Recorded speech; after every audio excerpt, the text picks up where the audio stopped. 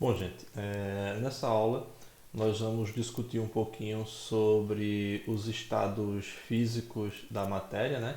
Também conhecidos como estados de agregação dos materiais, assim como também discutiremos um pouquinho sobre os fatores que interferem, né? E que influenciam na mudança desses estados físicos, tá certo? Então, olha só, antes que a gente avance um pouco, vamos fazer aqui algumas perguntas, tá? Para que vocês pensem, reflitam e no final da aula consigam chegar a um resultado, a uma resposta para essas perguntas, certo?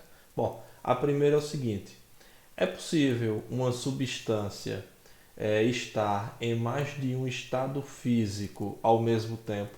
Ou seja, eu posso encontrar um determinado material sólido, líquido e gasoso ao mesmo tempo, né? 2. Existe alguma diferença entre vapor e gás? Ou vapor e gás é uma coisa só? 3. Por que conseguimos cozinhar o alimento mais rapidamente quando estamos utilizando uma panela de pressão? E 4, né? Por que que nas montanhas a água ferve a uma temperatura inferior a 100 graus Celsius, né?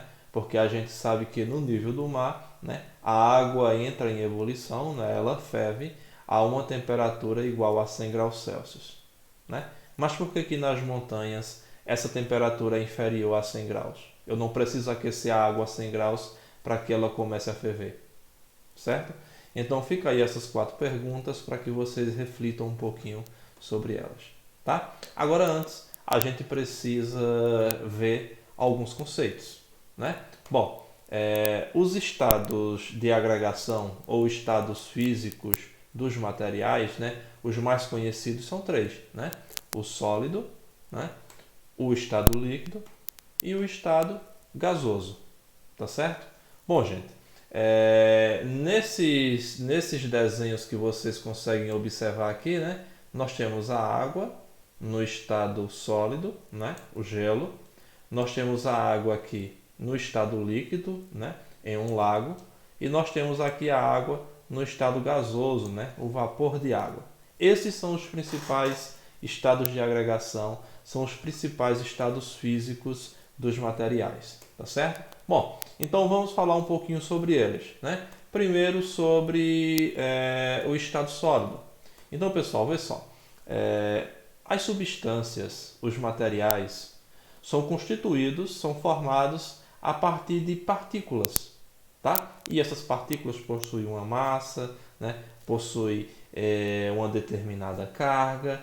E o que determina o estado de agregação desse material é justamente a distância entre uma partícula dessa e outra, tá certo? Ou seja, quando essas partículas elas estão muito juntas, quando elas estão muito próximas umas das outras, né? Aí nós encontramos os materiais no estado de agregação sólido, tá certo?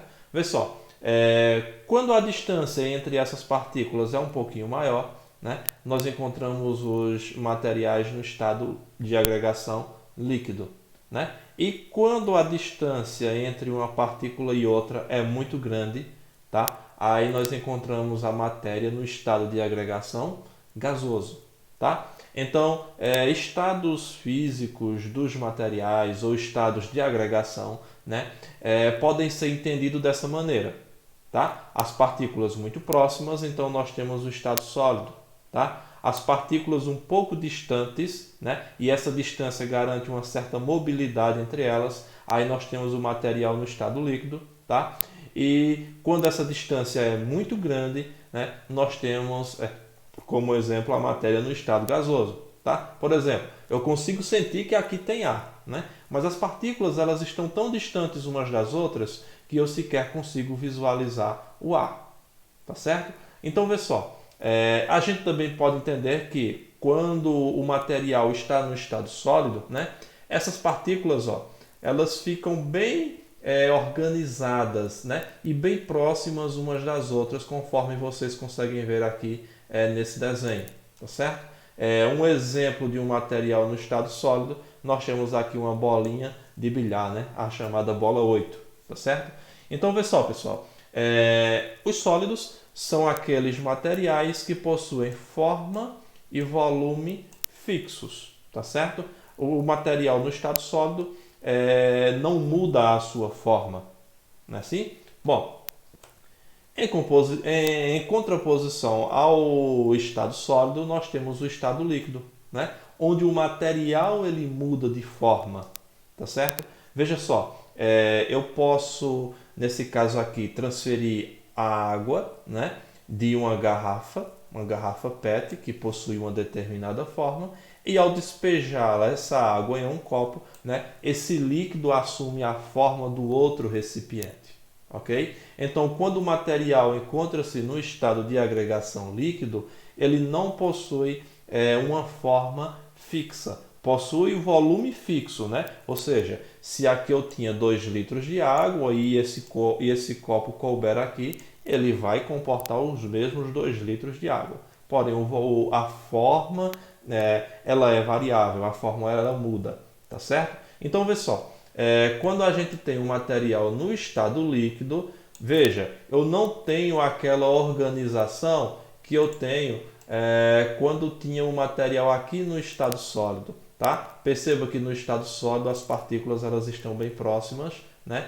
Já no estado líquido, não. As partículas elas estão um pouco mais desorganizadas, né? E essas partículas elas ficam um pouco mais distantes umas das outras, tá certo? Para finalizar, quando nós temos o material no estado de vapor, né, perceba que a distância entre uma partícula e outra, né, ela é bem grande, né? As partículas elas estão bem afastadas umas das outras, né? E aí, devido a esse afastamento muito grande entre uma partícula e outra, né, a gente pode dizer que o material, quando está no estado de vapor, né, no estado gasoso, tanto a forma quanto o volume ele é variável, tá certo? Bom, a gente sabe, né, que os materiais eles mudam de estado físico, eles mudam de estado de agregação, tá certo? Por exemplo, se eu tiro um cubinho de gelo do meu congelador e colocar sobre a pia, né, esse gelo vai derreter. Se eu pegar esse gelo derretido, né, e colocar em uma panela e aquecer, essa água agora vai ferver e vai passar para um outro estado de agregação, né, que será o estado de vapor. Tá certo? Então, vê só. Veja que nessa gravura aqui, nesse desenho aqui, né, eu tenho a água coexistindo nos 3 estados físicos, né? Primeiro, gente, isso aqui é um iceberg, né? Que são estruturas gigantescas de gelo, né?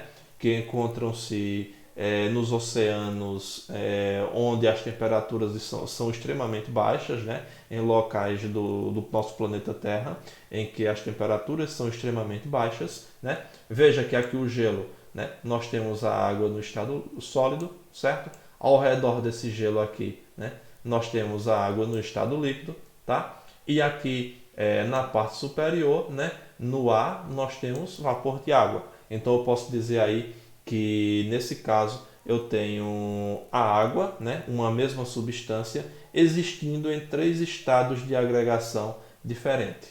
Tá certo? Vê só, pessoal. Um dos fatores que interferem no estado de agregação dos materiais é a temperatura, né? Vocês viram que eu citei anteriormente. Se eu tirar o cubinho de gelo que está lá no congelador a uma temperatura próxima a zero e colocá-lo sobre a pia, né, esse gelo vai derreter. Por quê? Porque eu mudei a temperatura, tá? Então a temperatura é um dos fatores que interferem nessa mudança de estado de agregação, tá? O outro fator é a pressão, tá certo? Bom, essas mudanças de estado de agregação dos materiais, elas recebem nomes bem específicos. Então observem que nesse slide aqui nós temos o cubinho de gelo, certo? O cubinho de gelo é a água no estado sólido, tá?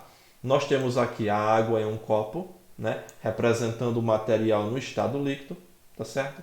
E aqui nós temos a água em um bule, sei lá, acima da boca de um fogão, né? E essa água supostamente está fervendo, tá? E está passando do estado líquido para o estado de vapor, tá certo? Bom, o que eu quero mostrar para vocês é o seguinte, que essas mudanças de estado de agregação, elas recebem nomes bastante específicos e a gente tem que lembrá-los, tá certo? Vê só, pessoal.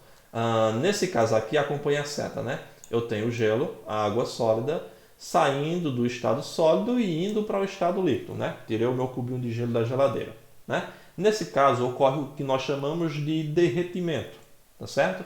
Mas o nome dessa mudança de estado de agregação, né, é na verdade fusão.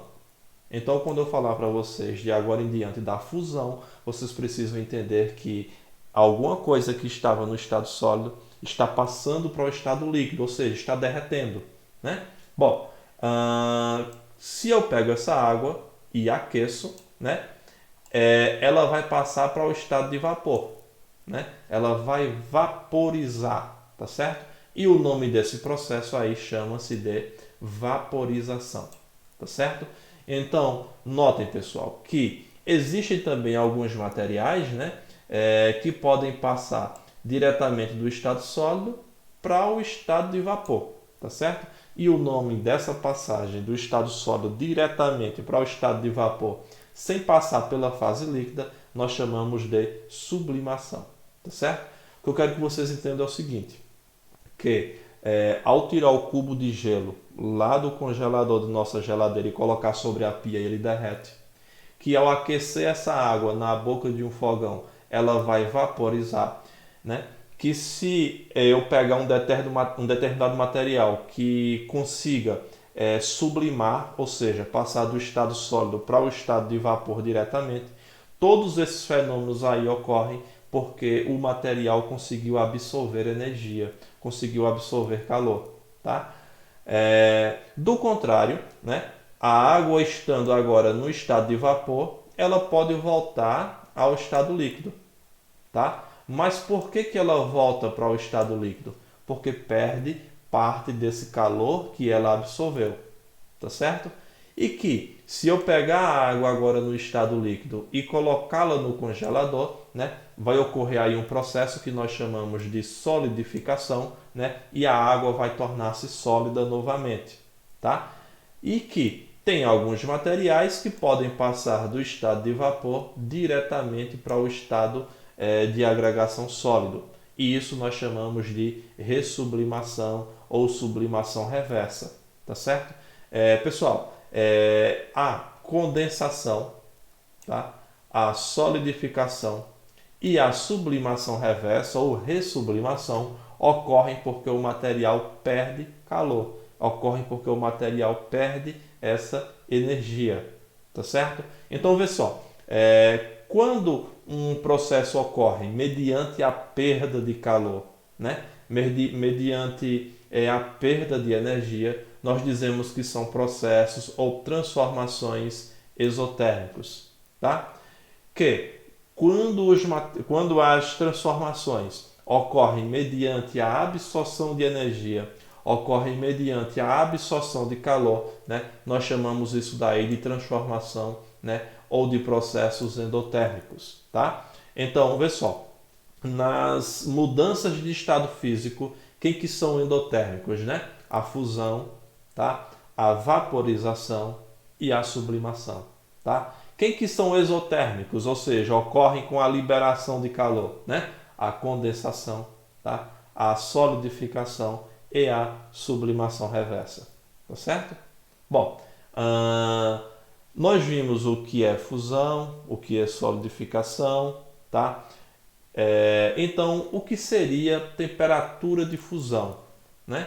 Ou temperatura de solidificação, ou ainda ponto de fusão ou ponto de solidificação, tá certo? Bom, gente, se a fusão significa derretimento, O ponto de fusão vai ser a temperatura em que o material derrete, ou seja, é a exata temperatura em que o material sai do estado sólido e vai para o estado líquido, ok? Bom, e o que seria então ponto de solidificação ou temperatura de solidificação, né? Bom, a gente sabe que solidificação é quando o material sai do estado líquido e volta ao estado sólido, tá? Então, ponto de solidificação é exatamente a temperatura em que isso ocorre, tá? Pessoal, lembrando, fusão significa derretimento, né? Em solidificação significa a volta do estado líquido para o estado sólido, ou seja, são opostos, né? Agora, a temperatura de fusão e a temperatura de solidificação, certo? Elas são iguais para o mesmo material, vamos dizer assim, tá certo? Ou seja, a água ela derrete a 0 graus Celsius, então o ponto de fusão da água é de 0 graus. A água também se solidifica a 0 graus Celsius, então o ponto de solidificação da água também é 0 graus Celsius, tá? Bom, o que seria então ponto de ebulição, né? Então a gente sabe que ebulição é quando o material sai do estado líquido e vai para o estado de vapor, tá certo? Então o ponto de ebulição é a temperatura em que a ebulição ocorre, certo? E o que seria então ponto de liquefação ou temperatura de liquefação, tá? Então, pessoal, o que é a liquefação, né? Ou a condensação, né? É quando o material sai do estado de vapor, né? E volta para o estado líquido, tá certo? Então, a temperatura de ebulição e a temperatura de liquefação ou condensação, elas são iguais. Exemplo, a água ela consegue ferver a 100 graus Celsius, ao nível do mar. Ou seja, a temperatura de ebulição da água é de 100 graus, certo? Agora, a temperatura de condensação ou a temperatura de liquefação para a água também é a mesma da temperatura de ebulição, exatos 100 graus Celsius, tá certo? Bom, na próxima aula nós veremos como que funciona esses diagramas, né, esses gráficos de mudanças de estado físico, tá certo?